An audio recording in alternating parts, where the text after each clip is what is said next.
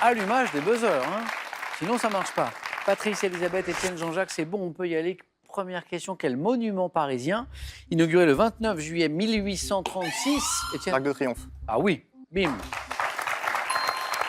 À l'occasion du 6e anniversaire des Trois Glorieuses, a été érigé par Jean-François Chalgrin en haut des Champs-Élysées. L'Arc de Triomphe. Bravo, un point Étienne. Deuxième question, dans quel film de 1990 un père de famille voit-il ses enfants réduits à une taille microscopique? Jean-Jacques. Chérie, j'ai rétréci les gosses. Mais oui! J'ai vu 4 paires de mains s'abattre sur le buzzer et Jean-Jacques Bravo était le plus rapide. Ce film dans lequel un père de famille voit ses enfants réduits à une taille microscopique par un rayon laser qu'il a mis au point, puis il a un petit peu de maladroit. Le monsieur, chérie, j'ai rétréci les gosses. 3 points sur cette question.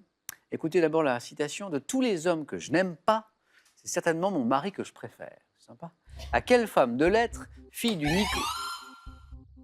Patrice. Colette. Non. À quelle femme de lettres, Étienne? Simone de Beauvoir. Fille du financier Necker est considérée... Madame de Staël. Ah bah oui, oui.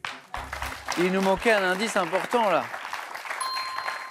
À quelle femme de lettres, fille du financier Necker, considérée comme une des importatrices du mouvement romantique en France, doit-on cette citation, que je vous répète, parce qu'elle est quand même savoureuse, de tous les hommes que je n'aime pas, c'est certainement mon mari que je préfère. C'est joliment dit. Quel nom porte l'os unique du bras qui s'articule, Patrice? Humérus. Excellent. Qui s'articule à l'épaule avec l'omoplate. Humérus, compteur débloqué pour Patrice. Dans le langage soutenu, à quel moment de la journée l'adjectif vespéral se... Jean-Jacques. Vespéral. Soir. Et oui, Elisabeth, se rapporte-t-il du latin vesper, qui signifie soir justement. Bravo, vespéral, soir. Et tout le monde a débloqué son compteur. Quel groupe britannique mené par le chanteur J.K. Étienne? The Kings. Non. J.K. doit une partie de son nom au terme de jazz jam et l'autre partie à une tribu indienne d'Amérique du Nord. Il y a du jam dedans, hein? Doit une partie de son nom. Jamiroquai. C'est le groupe. Et J.K., c'est le chanteur. À partir, c'est une question d'histoire et puis un peu d'argent aussi. À partir du 1er janvier 1960, quel était en ancien, Étienne? 100 francs. Mais oui, bien deviné.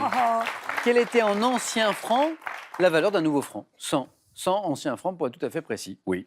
En cuisine, quelle fine membrane veinée de gras entourant les intestins, Patrice? La barde. Non. Les intestins des animaux de boucherie maintiennent les préparations hachées durant la... Les tripes. Non. On est dans la famille, bien sûr, mais entourant les intestins. Fine membrane veinée de gras. Vous l'avez. Quand je vais vous dire, vous allez me dire, ah mais zut, mais bien sûr. Jean-Jacques? Oui, je le vois. Et ça vient. Le Elisabeth? boyau. Non. Ah. C'est là. J'entends. Patrice? La crépinette. Ah oui, Ah oui. Oui. La crépine. La crépine. Ou la toilette, ou la coiffe. Ah, je La sais. fameuse crépine. La crépine. Un peu de sport mécanique même. Quel pilote de moto espagnol a remporté, Patrice? En 2018, donc c'est là, hein, son 5e titre mondial dans la catégorie MotoGP. Donc c'est la catégorie la plus prestigieuse, MotoGP. 5 titres mondiaux, c'est quelque chose qui s'appelle Marc Marquez. Voilà. Immense pilote, tout jeune, Marc Marquez. De quelle substance irisée produite par certains mollusques, Jean-Jacques? La nacre. Eh oui! Les objets décoratifs qualifiés de burgotés sont-ils incrustés? La nacre. Et ce faisant, Jean-Jacques est en tête avec 6 points. Alors on continue. Patrice, Elisabeth, Étienne, Jean-Jacques. Quelle longue perche munie d'une extrémité à rebord coupant, Jean-Jacques, Une serfe pas. emploie-t-on pour la cueillette des arbres fruitiers? Ah oui. Hein, cette longue perche, Elisabeth? C'est pas un échaudouard. Non. La longue perche pour la cueillette des arbres fruitiers? Ou faux. Non. Patrice, c'est là? Non. Serfouette. Pas la faux, mais là, la gaule. Oh, Ah, la gaule. oh, la gaule. Ah bon? Eh oui, oui. Ah bah tiens. À partir de 1902, question art, à quel peintre autrichien associe-t-on une période, Jean-Jacques? Cli. Pas Klee. Ah Gustave. non, je me suis trompé. T'as rien. Patrice. Clean. Non. Étienne. Klimt. Vous m'avez dit? Klimt. Eh oui, Gustave Klimt. Klimt, c'est ça. Et pas Klee. Pourquoi j'ai pas dit? À quel peintre autrichien, à partir de 1902, associe-t-on une période dite dorée? Gustave Klimt. Et on va voir un peu. Ah oui, bah alors, magnifique. ça on connaît. Portrait d'Adèle Bloch-Bauer. On voit ici d'ailleurs ce qui caractérise une partie des œuvres de Klimt pendant cette période dorée qu'évoquait cette question, à savoir cette interaction entre la dorure du sujet et celle du décor. Et c'est magnifique et c'est signé Gustave Klimt. Ça c'est intéressant. Quel type de panne informatique doit son nom anglais au fait... Bug. Pardon. Bug. Mais pourquoi vous excusez de donner les bonnes réponses, Parce que Étienne? vous m'avez pas donné la parole. Mais c'est la bonne réponse, Étienne, oui. Un point, le bug.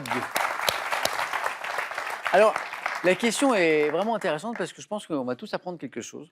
Quel type de panne informatique doit son nom anglais au fait que le premier cas répertorié en 1945 était dû à un papillon de nuit attiré par les lampes du premier ordinateur électromécanique? Bug. Le bug informatique, ça vient de ce premier incident. Et nous voilà un petit peu plus avant. Étienne est en tête avec Jean-Jacques. Quelle ville de Pologne, ancienne capitale du pays, Patrice, Dansk. abrite la plus grande... Cracovie. Cracovie est la bonne réponse. 2 points. La plus grande place de marché d'Europe. 4 hectares de superficie, la surface de cette place. Cracovie était la bonne réponse. Quelle divinité? Divinité était le dieu de la pluie chez les Mayas. Dieu de la pluie chez les Mayas, Étienne. Quetzalcoatl. Non, pas Quetzalcoatl. Quelle divinité était le dieu de la pluie chez les Mayas? C'était Chac. C-H-A-C, qui est également associé au vent, à l'éclair, à la fécondité des hommes et de la terre. Chac. Et maintenant, écoutons ceci. La vie est un carnaval, et selon que tout va bien ou mal, nous voici à chaque instant du jour, différents regrets de nos amours. La vie est un carnaval, alors je m'amuse et c'est... Explication et question. Explication, c'est un extrait de l'opérette Monsieur Carnaval, interprété par Georges Guettari. Question. Alors que la musique est due à Charles Aznavour, à quel auteur de roman policier, créateur du personnage de San Antonio? Frédéric Frédéric Dard. Et c'est Jean-Jacques qui avait la main et qui marque le point, mais Patrice l'avait aussi. Et Jean-Jacques se qualifie. Eh oui. À quel auteur de roman policier, créateur du personnage de San Antonio, doit-on les paroles de cette opérette dont on vient d'écouter un extrait ce soir dans Question pour un champion? Frédéric Dard. Étienne toujours en tête avec 6 points, Elisabeth 2, Patrice 1, rien n'est joué. Par quelle locution, évoquant un grand félin, désigne-t-on la ride située entre les deux yeux? La ride du lion. Et c'est la ride du lion qui est là.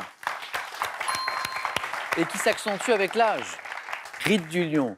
À quelle discipline la chaîne Arte consacre-t-elle une émission dominicale présentée depuis 2008 par Raphaël Enthoven? Patrice. La philosophie. Eh oui, bien sûr, cette discipline, c'est la philosophie. L'émission s'appelle d'ailleurs Philosophie. Et 2 points pour Patrice. Quel amiral britannique fut le dernier... Nelson. Non, pas lui. Le dernier vice-roi des Indes en 1947. Patrice. Lord Mountbatten. Excellent, 2 points encore. 4 points en 2 bonnes réponses. Elisabeth l'avait aussi, Mountbatten, Oui. j'ai l'impression. Mais Patrice a été le plus rapide. Quel est cet écrivain? Cet écrivain qui repose au cimetière Montmartre, comme la courtisane qui inspira sa dame aux camélias. Patrice. Écoutez, la dame aux camélias, c'est Flaubert. Ah zut, non. Dumas. Dumas, précisé. Dumas père. Non. Elisabeth, allez-y. Dumas fils. Ah bah tiens, oui. Bien. Désolé, Étienne. Hein. Allez, il y en a 2. Il y en a Eh 2, oui. évidemment. La loi est dure, mais c'est la loi. Alors, quand on en a éliminé un, forcément, bravo. 2 points, Elisabeth. Oui. Quel mot, Étienne, Elisabeth, Patrice, quel mot tiré du latin magnus, qui désignait à l'origine le titre donné aux membres de la haute noblesse? Elisabeth. Mania. Oui, ça c'est oui. En français, on entend souvent mania, et en fait, on doit le prononcer Magna. comme pour Magnus. Donc c'est Magna, Magna. même si on l'entend moins, hein, mais voilà. Mais 2 points, Elisabeth, on peut l'applaudir. Oui, bien sûr, Magna, excellent. Donc, quel mot tiré du latin Magnus qui désignait à l'origine le titre donné aux membres de la haute noblesse hongroise et polonaise? Emploie-t-on pour parler d'une personnalité puissante de l'industrie, c'est ça, ou de la presse? Magna, oui. Elle est disputée cette première manche, elle est belle, on continue. En peinture, on a vu cette belle toile de Klimt tout à l'heure. En peinture, quel mot composé désigne un décor peint en perspective qui donne l'impression, Patrick? Un trompe-l'œil. Ah oui, de la réalité, trompe-l'œil. Et encore 2 points.